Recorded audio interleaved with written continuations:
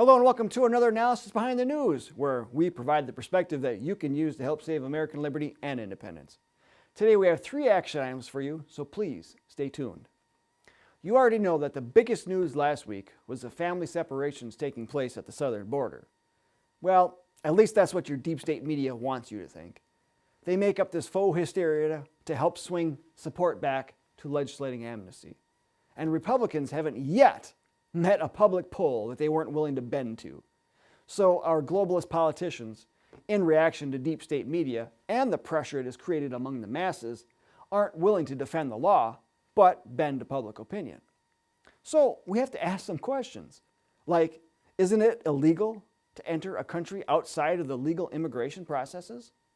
And what happens to those in the U.S. who are suspected of a crime? There's due process that many times involves being jailed.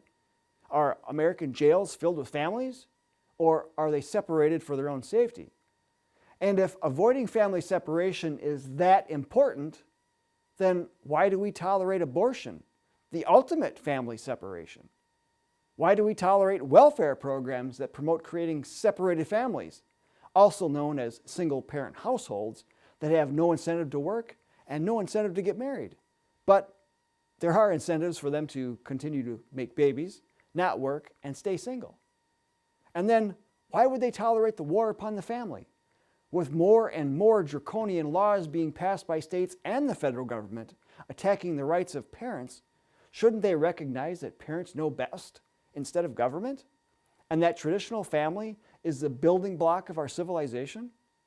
And there it is, folks, the building block of our civilization. Look at how America was built into a bastion of freedom with the traditional family building blocks. But look at what now passes as family and what is currently being constructed. A similar parallel can be said of immigration.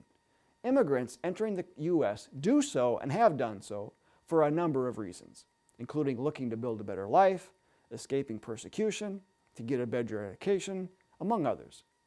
Many long to achieve the American dream. They want to be an American citizen because of what they can build and work toward, not what they can leech from government. They want to participate in the nearly 250-year-old experiment of our American Republic, to see it continue so their children and grandchildren can experience it and participate in it as well. Yet, those that hate the idea that America is unique and so prosperous also think that the country should not be allowed to be an individual in a world of collectivists. So they advocate a new world order that would see America as just another country on the same level playing field as Mexico, China, Cuba, Venezuela, etc. These people that hate America's exceptionalism like their borders open and their citizenship to be global. And U.S. immigration policy has been very helpful to their cause. Since 1968, immigration rates have skyrocketed. Congress passed the Immigration and Nationality Act of 1965, signed by Democratic President Lyndon Johnson. The law, according to the Center for Immigration Studies, introduced one of the greatest waves of immigration in the nation's history. More than 18 million legal immigrants since the law's passage, over triple the number admitted during the previous 30 years, as well as uncountable millions of illegal immigrants. Amnesty was granted to many illegal immigrants with a 1986 passage of the Immigration Reform Act signed into law by Republican President Ronald Reagan. Now couple that with the fact that both illegal and legal immigrants widely use forms of welfare. We have to ask, why wouldn't people enter the country illegally? Citing a 2015 Center for Immigration Studies report, they find that education level plays a larger role in explaining welfare use than legal status. The most extensive use of welfare is by less educated immigrants who are in the country legally. Of households headed by legal immigrants without a high school diploma, 75% use one or more welfare programs, as do 64% of households headed by legal immigrants with only a high school education. Their second point, less educated legal immigrants make extensive use of every type of welfare program, including cash, food, Medicaid, and housing.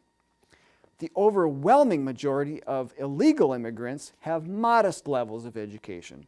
Therefore, the high use of welfare associated with less educated legal immigrants indicates that legalization would likely increase welfare costs, particularly for cash and housing programs.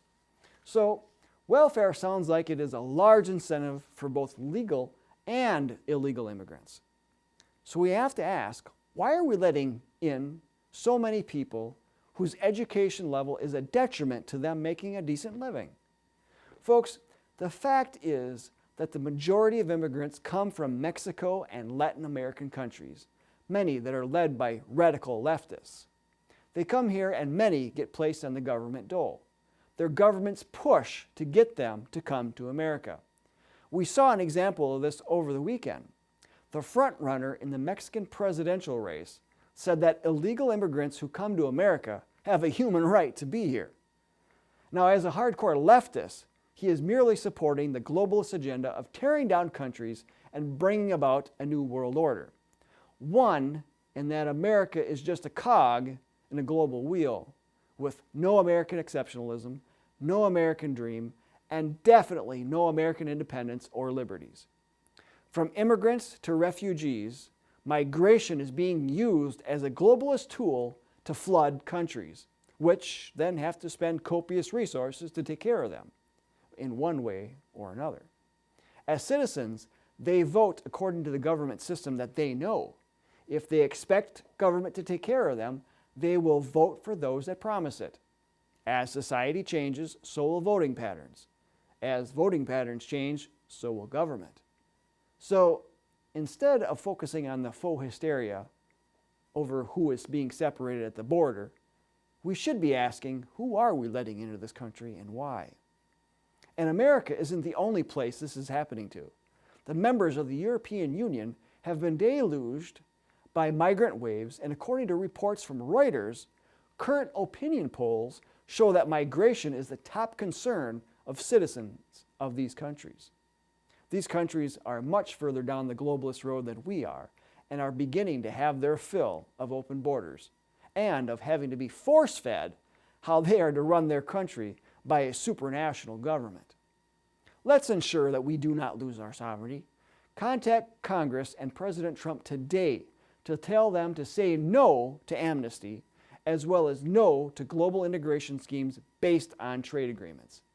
That's action item number 1. You can use the link in the video description. And action item number 2, also tell them to get us out of the United Nations, which is in charge of helping to push waves of refugee migrants into member countries. And action item number 3, join the John Birch Society today. We have the plan of action needed to protect American liberty and independence, and all that we're missing is you. So until next time, we'll see you then.